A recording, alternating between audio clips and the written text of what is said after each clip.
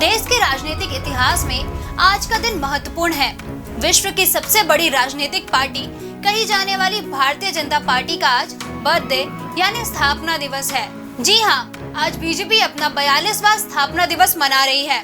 वैसे पार्टी ने भले ही 6 अप्रैल 1980 को आकार लिया हो, पर उसके स्थापकों की पार्टी भारतीय जनसंघ आजादी के बाद ही अस्तित्व में आ गई थी। एक समय ऐसा भी आया था कि जनसंघ का जनता पार्टी में विलय हो गया। इसके बाद कुछ ऐसा हुआ जिसने नई पार्टी की नींव रखने की पृष्ठभूमि तैयार की। वो 1980 का दौर था। जनता पार्टी के भीतर जनसंघ को निशाने पर लिए जाने लगा था। चुनाव में हार के लिए जनसंघ को दोषी ठहराया गया। आखिर जनता पार्टी ने दोहरी सदस्यता पर अंतिम फैसला लेने के लिए 4 अप्रैल 1980 को बैठक बुलाने का फैसला किया। अटल बिहारी वाजपेयी और लाल कृष्ण आडवाणी ने घोषणा कर दी कि 5 से 6 अप्रैल को जनसंघ की एक रैली होगी। जनता पार्टी की बैठक में 14 के मुकाबले 17 वोटों के बहुमत से राष्ट्रीय कार्यकारिणी ने निर्णय लिया कि जनता पार्टी का कोई सदस्य आरएसएस का भी सदस्य नहीं हो सकता।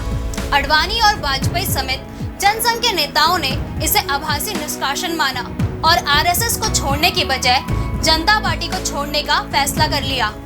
अगर आडवाणी और वाजपेयी इस तरह से जनता पार्टी से निकाले ना जाते तो शायद देश की सियासत कुछ और ही करवट ले लेती। लेकिन 1951 से 1980 में नए नामकरण तक और 1984 में 2 सीटें जीतने वाली पार्टी के 2014 आते आते प्रचंड बहुमत मिलने तक की कहानी बेहद ही दिलचस्प है। जिस पार्टी को अटल, आडवाणी और मुरली मनोहर की त्रिमूर्ति ने खड़ा किया, वह कैसे 2014 में सबसे बड़ी पार्टी बनने में कामयाब हुई। जनसंघ की स्थापना कहानी शुरू होती है 21 अक्टूबर 1951 से।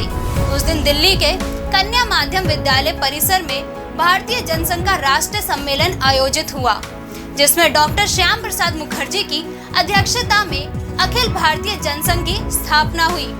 आयताकार भगवा ध्वज को स्वीकार किया गया और उसी में अंकित दीपक को चुनाव चिन्ह बनाया गया। वर्ष 1952 में चुनाव होते हैं और आम चुनावों में भारतीय जनसंघ को 3 सीटें ही मिलती हैं।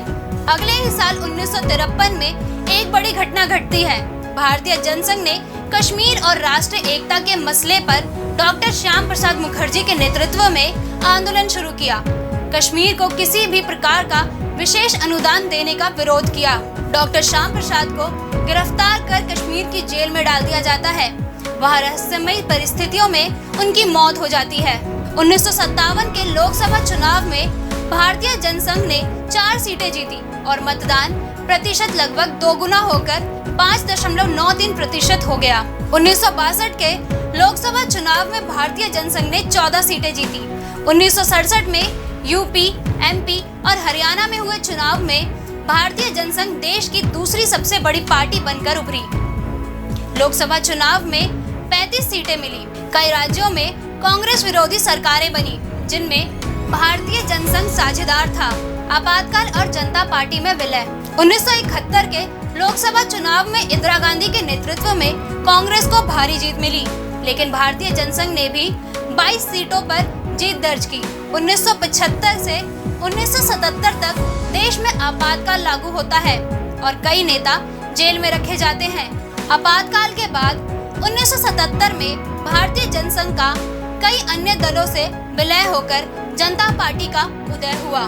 पहले चुनाव में भाजपा को 2 सीटें, जनता पार्टी में वर्चस्व की लड़ाई शुरू होती है और पार्टी टूट जाती है। 1980 में देश के राजनीतिक पटल पर अस्तित्व में आती है भारतीय जनता पार्टी।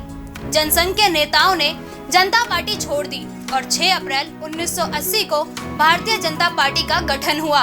31 अक्टूबर 1984 में देश की प्रधानमंत्री श्रीमती इंदिरा गांधी की हत्या हुई और देश सिख विरोधी दंगे भड़क उठे। इसी के बाद लोकसभा के चुनाव होते हैं और सहानुभूति लहर में कांग्रेस को जबरदस्त जीत मिलती है और भाजपा अपने पहले चुनाव में केवल 2 सीटें ही जीत पाती है। साल आता है 1986। लाल कृष्ण आडवाणी पार्टी के अध्यक्ष बने।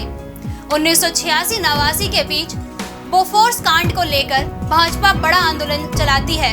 1989 में भाजपा और शिवसेना का गठबंधन होता है। इस बार के चुनाव में भाजपा 85 सीटें जीतने में कामयाब होती है। इस चुनाव में बोफोर्स का मुद्दा छाया रहा और भाजपा ने नारा दिया, सबके लिए न्याय, तुष्टीकरण किसी का नहीं। आज भी भाजपा इसे नए रूप में आगे बढ़ा रही है। राम मंदिर आंदोलन। जून 1989 में पालमपुर में भाजपा की राष्ट्रीय कार्यकारिणी राम जन्मभूमि आंदोलन के समर्थन का फैसला करती है। सांस्कृतिक राष्ट्रवाद का यह मुद्दा देश की सुर्खियां बनता है और 25 सितंबर को अडवाणी की राम रथ यात्रा सोमनाथ से शुरू होती है।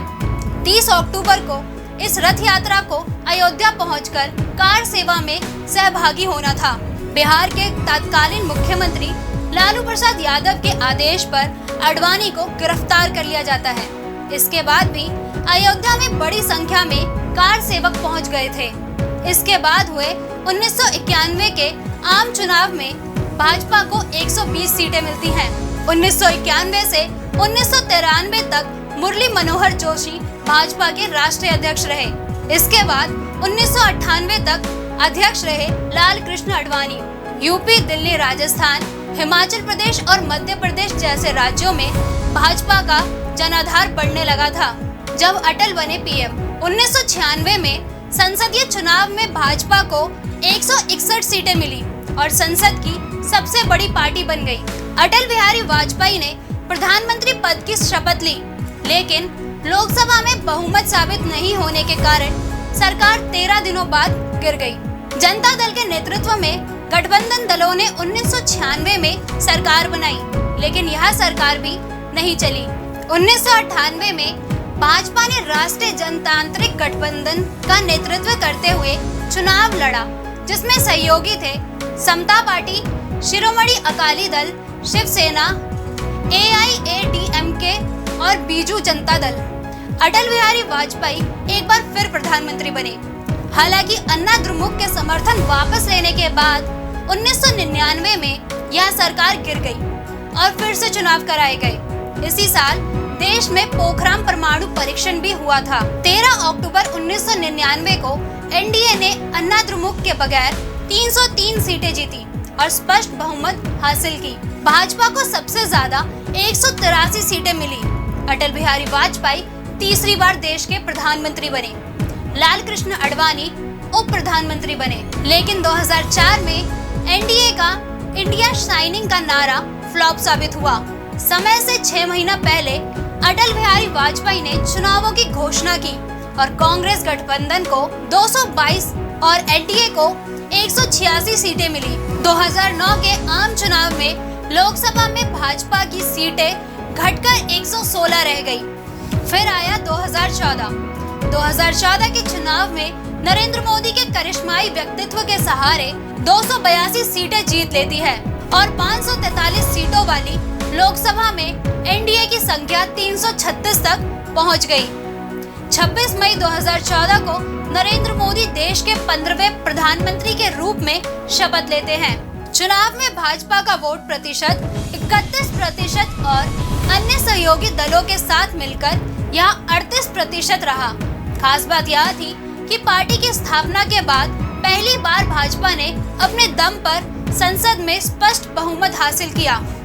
पीएम नरेंद्र मोदी की लहर 5 साल बाद भी बरकरार रहती है। 2019 में लोकसभा चुनाव में भाजपा 303 सीटें जीतती है। भाजपा की ऐतिहासिक जीत में सबका साथ, सबका विकास और सबका विश्वास नारा गूंजता रहता है। 148 से बढ़कर विधायक 1300 पहुंचे। 42 साल में बीजेपी के विधायक दिन दोगुनी रात चुगनी की रफ्तार से बढ़ते गए। जहां 1981 में पार्टी के पास विधायकों की संख्या 148 थी, तो वहीं 2022 में भाजपा के देश में कुल 1296 विधायक हैं। लोकसभा में 2 से 303 सांसद। इसी तरह से सांसदों की बात करें तो 1984 में 2 सांसद थे, तो 2019 में चुनाव में पार्टी के 303 सांसद जीतकर लोकसभा में पहुंचे। 1 करोड़ से 22 करोड़ वोट का सफर। इसी तरह वोट शेयर की बात करें तो जहां 1984 में 1.82 करोड़ वोट मिले थे, वहीं 2019 में भाजपा को 22.9 करोड़ वोट मिले। आज की वीडियो में इतना ही। मिलते हैं अगली किसी वीडियो में, तब तक के लिए नमस्कार।